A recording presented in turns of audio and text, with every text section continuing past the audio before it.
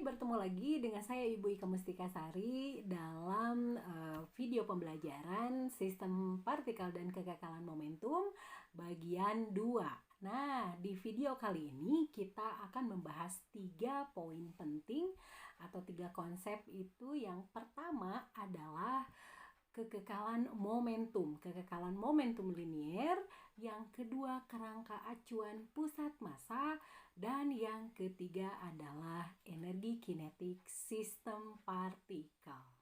Baik, selanjutnya kita akan membahas mengenai momentum ya. Kita akan membahas mengenai hukum kekekalan momentum. Namun sebelumnya kita harus memahami dulu definisi dari momentum itu apa. Nah, momentum itu adalah ukuran kesulitan untuk menghentikan gerak suatu benda. Kita tahu kalau ada suatu benda tentunya memiliki massa yang sedang bergerak artinya memiliki kecepatan, maka untuk menghentikan gerak benda tersebut kita tentunya memiliki kesulitan ya. Nah, kesulitan untuk menghentikan gerak suatu benda itu yang disebut sebagai momentum. Secara matematis, momentum itu didefinisikan sebagai perkalian antara massa dikali dengan kecepatan bendanya ya. Kita tahu benda yang bermassa besar, yang sedang bergerak, tentunya akan lebih sulit untuk dihentikan dibandingkan dengan benda yang massanya lebih kecil. Begitupun dengan benda yang massanya sama, ada 2 buah benda yang massanya sama, yang satu bergerak dengan kecepatan yang sangat besar, yang satu bergerak dengan kecepatan yang kecil. Nah, benda yang memiliki kecepatan yang besar itu memiliki kesulitan untuk menghentikan gerak benda tersebut itu lebih besar ya, lebih sulit gitu untuk menghentikan geraknya. Artinya apa? Artinya benda yang memiliki kecepatan lebih besar memiliki momentum yang lebih besar ya.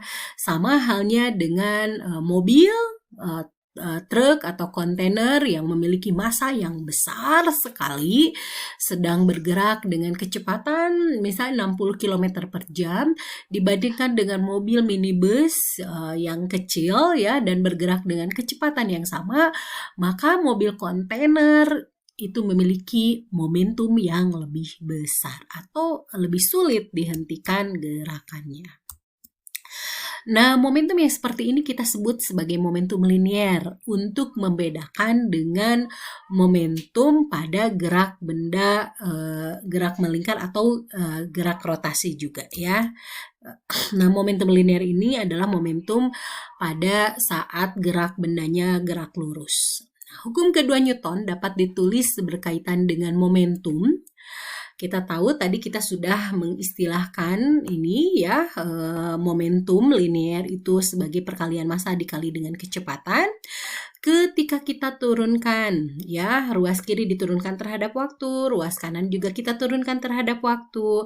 Nah, pada saat massanya benda konstan atau tidak berubah, maka M-nya kan bisa dikedepankan. Nah, akibatnya tinggallah dv dt atau laju terhadap waktu dari kecepatan, yang mana ini adalah definisi dari percepatan. Nah, dengan mensubstitusikan MA ini sebagai gaya neto, maka kita dapatkan sigma gaya neto atau resultan gaya yang bekerja pada benda itu sama dengan laju perubahan momentumnya ya. Ketika gaya eksternal neto yang bekerja pada sistem partikel adalah sama dengan 0, maka laju perubahan momentum total juga sama dengan 0. Sehingga momentum total sistem adalah konstan. Tadi kita sudah dapatkan ya hubungan antara gaya dengan momentum. Lalu kalau gayanya sama dengan 0, akibatnya ini juga laju perubahan momentum juga sama dengan 0. Akibatnya apa? Akibatnya kalau laju perubahan momentum sama dengan 0 itu artinya momentumnya konstan. Nah, kita kembalikan ke definisi gerak pusat massa ya. Berarti ketika tidak ada gaya eksternal yang bekerja pada satu sistem partikel, maka momentum pusat massanya itu sama dengan konstan. Ini yang dikenal dengan istilah hukum kekekalan momentum. Jika gaya eksternal itu yang bekerja pada sistem partikel adalah sama dengan 0, maka kecepatan pusat massa sistem konstan dan momentum total sistem kekal. Sehingga momentum total sistem adalah konstan. Mari kita lihat contoh aplikasi dari hukum kekekalan momentum. Ini contoh 75 di buku Tipler halaman 222. Permasalahannya seperti ini. Ada sebuah peluru bermassa 0,01 kg bergerak horizontal dengan kelajuan 400 meter per second dan tertanam dalam sebuah balok bermassa 0,39 kg yang mula-mula diam pada sebuah meja yang licin. Carilah kecepatan akhir peluru dan balok. Dan yang kedua, energi mekanik awal dan mekanik akhir sistem peluru dan balok. Nah, kita harus identifikasi dulu ya sistem yang kita tinjau ya. Sistem partikel di sini pada permasalahan ini terdiri dari dua, yaitu peluru massanya 0,01 kg, awalnya sedang bergerak dengan kelajuan 400 meter per second, kemudian dia menumbuk ya dan tertanam di sebuah balok. Berarti sistemnya ada dua, ada peluru dan balok. Mari kita mulai. Yang pertama, ya, karena tidak ada gaya horizontal eksternal, maka komponen horizontal momentum sistem peluru balok adalah kekal, ya. Di permasalahan sebelumnya, di situ dikatakan sebuah meja yang licin. Licin artinya berarti di situ tidak ada gaya gesek, ya. Ini yang mengakibatkan berarti tidak ada gaya horizontal eksternal. Akibatnya apa? Komponen horizontal momentum sistem peluru dan balok adalah kekal. Oke, PI ini momentum awal. Berarti momentum awal ketika belum terjadi tumbukan, maka di situ hanya ada peluru yang sedang bergerak. Berarti M1 dikali V1, massa peluru dikali dengan kecepatan peluru. 400 meter per second ya. Ini dapatnya momentum awalnya 4 kg meter per second. Lalu setelah itu peluru dan balok bergerak bersamaan dengan kecepatan PF.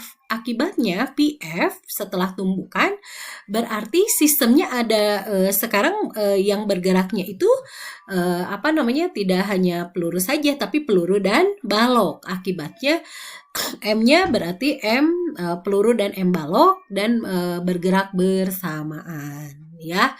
Nah, yang tadi yang awal itu kan baloknya diam ya, saudara-saudara. Nah, berarti PF-nya ini penjumlahan ya. 0,01 kg massa peluru ditambah 0,39 kg massa balok dijumlahkan jadi 0,4 kg dikali dengan kecepatan akhir. Itu yang pertama ya, berarti momentum awal dan momentum akhir. Lebih lanjut, karena momentum kekal, momentum akhir sama dengan momentum awal.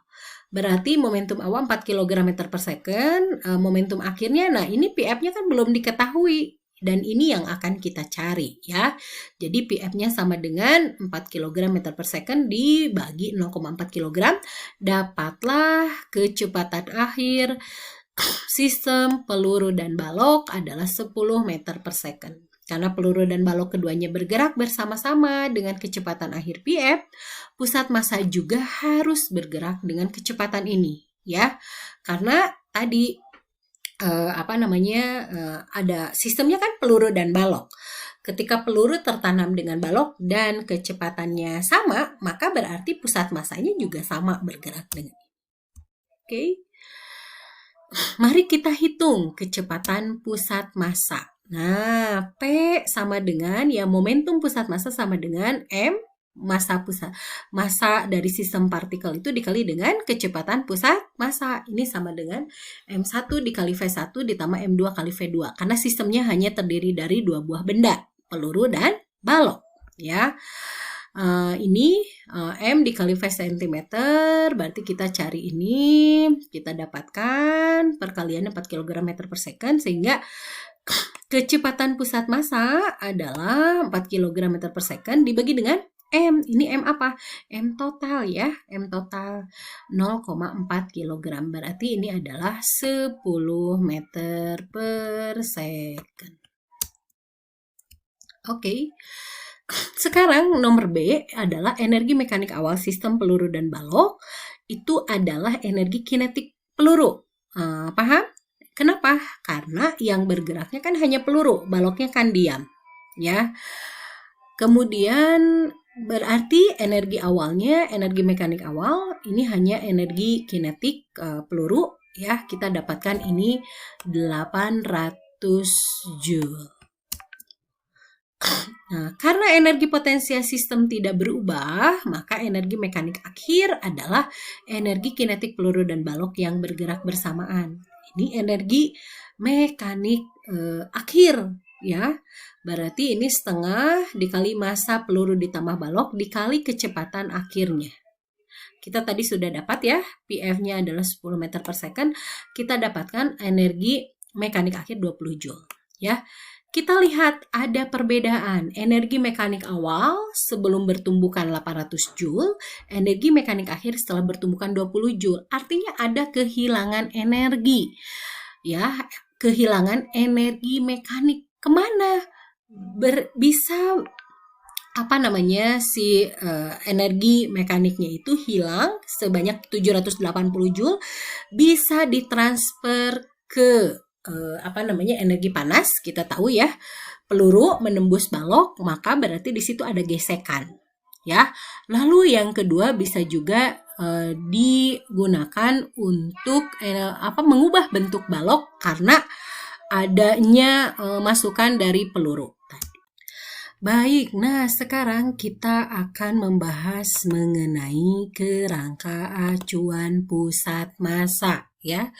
Di bab-bab sebelumnya pada saat kita membahas mengenai kinematika dan dinamika, kita juga sudah membahas mengenai kerangka acuan inersial dan kerangka acuan non-inersial.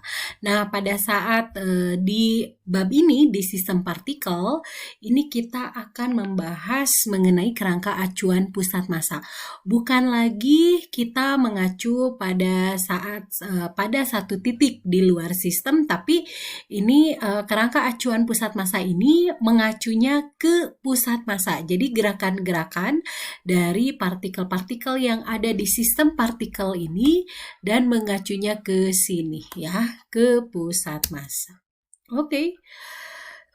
Kita singkat kerangka acuan pusat massa itu sebagai KAPM ya, yaitu kerangka acuan yang terikat pada sistem atau pada pusat massa.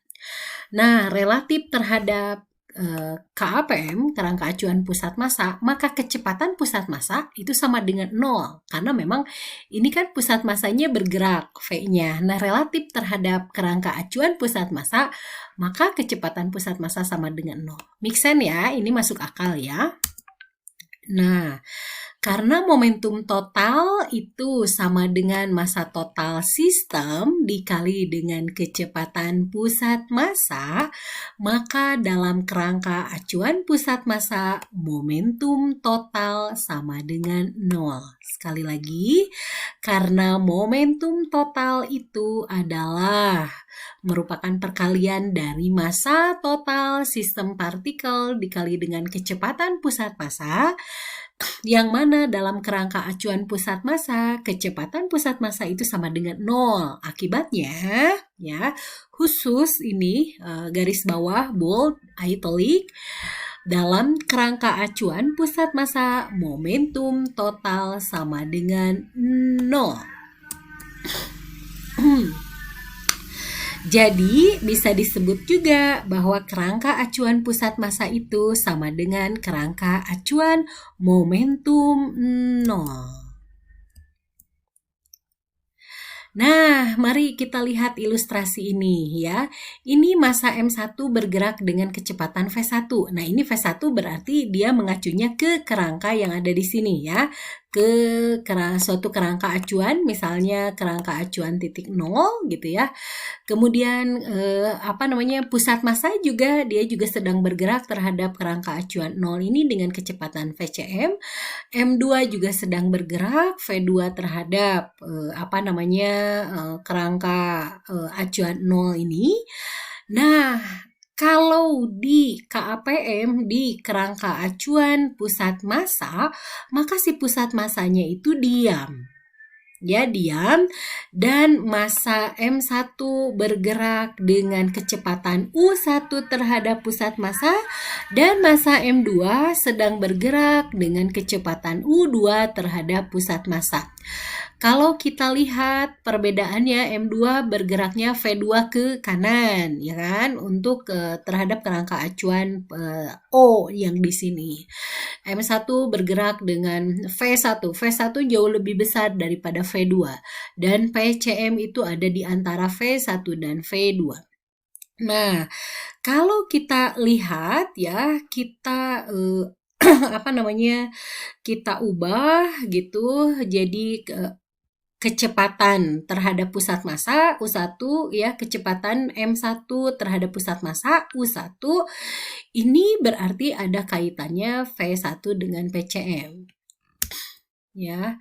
Nah, U1 ini adalah besarnya V1 ya dikurangi dengan PCM. Ya, ini V1 ini kecepatan benda satu terhadap yang diukur terhadap kerangka acuan O yang di sini ya sembarang, PCM juga sama terhadap kerangka acuan O. Nah, kalau kita ubah menjadi kecepatan terhadap pusat massa, maka berarti ada dikurangkan dengan kecepatan pusat massa itu sendiri. Demikian U2 juga. Nah, U2 kita bisa pahami kenapa jadi berubah arahnya jadi ke kiri. Yang tadinya kan V2 tuh ke kanan nih. Nah, kemudian U2 itu jadi ke kiri. Ya, ini secara matematis kita lihat V2 itu lebih pendek daripada VCM, ya kan? Berarti V2 dikurangi VCM, akibatnya dia jadi arahnya ke arah kiri. Yang ini, ya, U2 ini.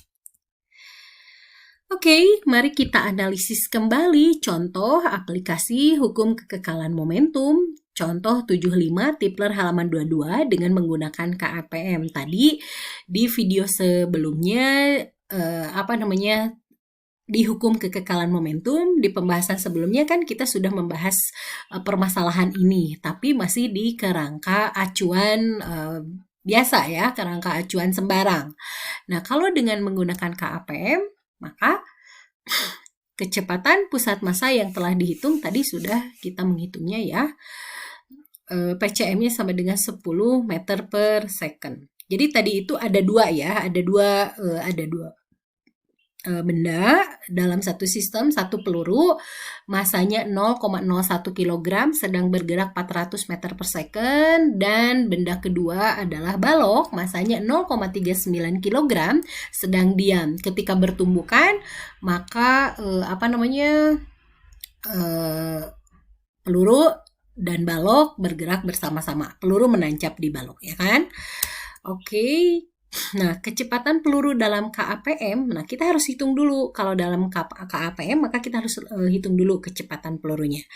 U1 sama dengan V1 dikurangi PCM. Kita tahu V1 itu gerak pelurunya itu 400 meter per second kecepatannya dikurangi dengan kecepatan pusat massa 10 meter per second. Kita dapatkan U1 atau kecepatan peluru terhadap pusat massa itu 390 meter per second. Nah, dan kecepatan balok dalam KAPM, U2 itu V2 dikurangi PCM. Ya, V2 kita tahu balok itu tadi sedang diam, ya kan? 0 dikurangi dengan PCM-nya 10 meter per second. Berarti ini U2 adalah min 10 meter per second. Terlihat perbedaannya ya. Tadi balok itu sedang diam terhadap kerangka acuan sembarang. Nah, sekarang dilihat dari KAPM, balok itu ternyata sedang bergerak menuju ke pusat massa ya, ke kiri ya. Kalau peluru itu ke kanan 390. Dalam KAPM, ya, dalam kerangka acuan pusat massa, momentum awal sama dengan 0. Kan momentum total sama dengan 0 ya, karena PCM-nya itu kan sama dengan 0. Maka kita hitung PI, momentum awalnya, ini M1 dikali U1 ditambah M2 dikali U2. PI-nya itu 0,01 kali 390 ditambah 0,39 min 10. Nah, kita bisa buktikan ya, berarti perhitungan U1-nya benar, karena dalam KAPM momentum total itu sama dengan 0. Oke. Selanjutnya, setelah tumbukan, momentum total juga sama dengan 0 dalam KAPM. Ingat, tanya itu dalam KAPM ya. Nah, energi kinetik sistem mula-mula dalam KAPM, maka KI itu kan setengah MI M1 U1 kuadrat ditambah setengah M2 U2 kuadrat. M1 peluru, M2-nya balok. Kita masukkan. Nah, KI-nya itu adalah 780 Joule. Setelah tumbukan dalam KAPM, energi kinetik sistem sama dengan 0. Kenapa? Karena kedua partikel ya itu diam terhadap pusat massa. Karena kan sama ya, bergeraknya itu baik peluru maupun balok kan tertancapnya sama. Kalau sama, pergerakannya berarti dilihat dari kerangka acuan pusat massa, mereka diam terhadap pusat massa. Berarti energi kinetik sistem itu sama dengan 0. Dilihat dari kerangka acuan pusat massa setelah tumbukan ya. Nah, di sini berarti Anda masih ingat tidak tadi energi mekanik awal ya. Oke, sebentar.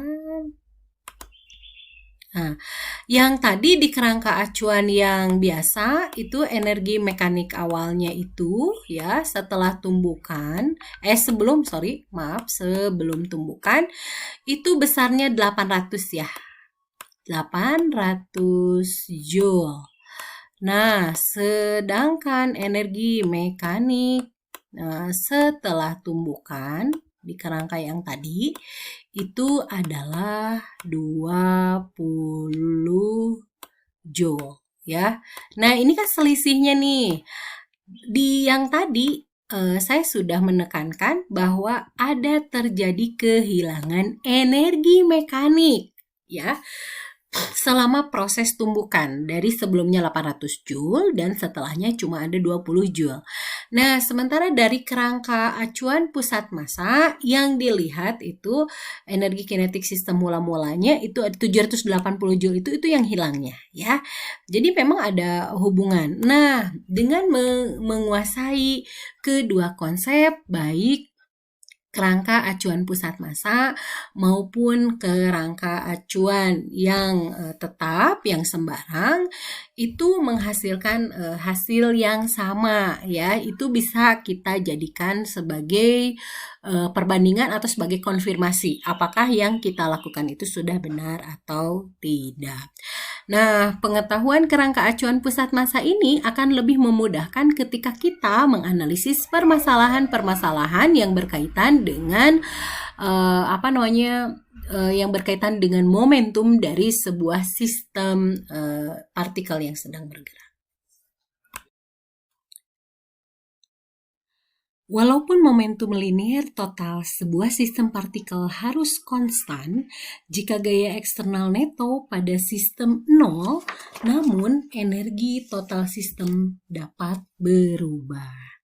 Nah, ini ada suatu teorema penting yang menyangkut energi kinetik sistem partikel yang memungkinkan kita memperlakukan energi sistem yang kompleks dengan cara yang lebih mudah. Dan ini memberi kita pengertian tentang perubahan energi dalam suatu sistem. Ya, teoremanya kita lihat bahwa energi kinetik suatu sistem partikel dapat ditulis sebagai jumlah dua suku. Yang pertama, energi kinetik yang berhubungan dengan pusat massa, setengah M VCM kuadrat, dengan M besar ini adalah massa total dari sistem partikel, dan VCM di sini adalah kecepatan pusat massa. Dan yang kedua, energi kinetik suatu sistem partikel itu selain energi kinetik yang berhubungan dengan pusat massa, juga energi kinetik yang berhubungan dengan gerakan partikel-partikel relatif terhadap pusat massanya, yaitu setengah MU kuadrat, dengan M adalah massa masing-masing partikel dan U ini adalah kecepatan relatif partikel ke I relatif terhadap pusat massa.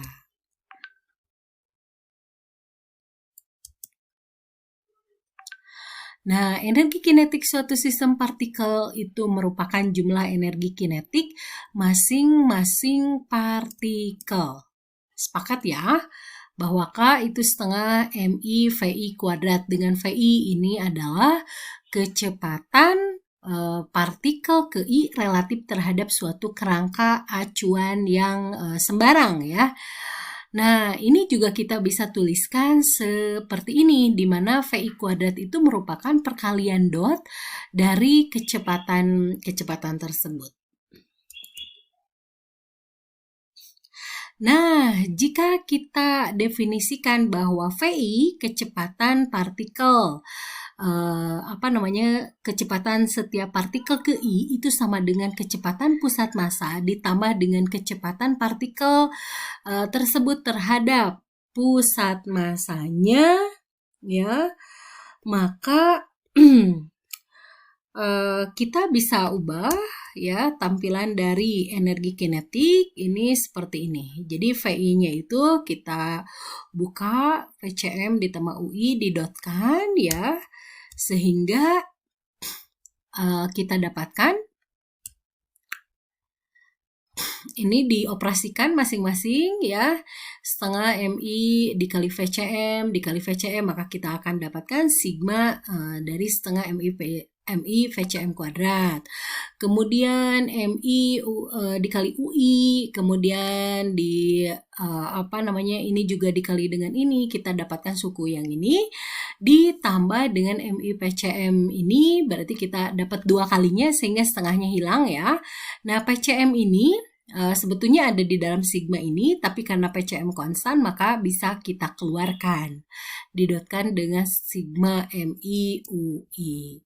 Nah, yang ini sigma MI UI ini adalah momentum sistem seperti terlihat dalam kerangka acuan pusat massa, dan ini nilainya 0 ya.